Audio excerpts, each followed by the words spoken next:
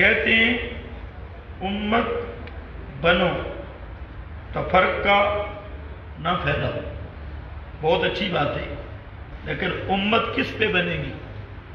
قرآن پہ۔ ہم کہتے ہیں آؤ تعالوا الی کلمۃ سواء بیننا و بینکم، اس پہ آ جاؤ، واعتصموا بحبل اللہ۔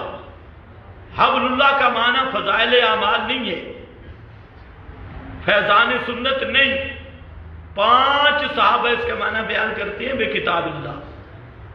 امت قرآن پہ بنے گی، تو جو قرآن کی طرف دعوت دے رہا ہے یہ امت بنا رہا ہے، اور جو اپنی کتابڑیوں کی طرف دعوت دے رہا ہے، چاہے فضائل اعمال، فیضان سنت، المحنت، اصول کافی یا اس طرح کی ذیلی کتابوں کی طرف امت کو دعوت دے رہا ہے، وہ فرقہ باز ہے، وہ فرقہ واریت پھیلا رہا ہے، کیونکہ پیغمبر کریم نے امت بنائی کس کتاب کے ذریعے؟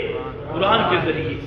اب بھی امت بنے گی قرآن کے ذریعے، تو جس کی دعوت الی القرآن ہے وہ امت بنا رہا ہے، اور جو اپنے اپنے مولویوں، بزرگوں، ان کی کتابیں، ان کے دستخط، ان کی شورا، ان کے فیصلے، ان کی طرف بلا رہا ہے، یہ پکا فرقہ باز ہے اور یہ امت میں توڑ پیدا کر رہا ہے۔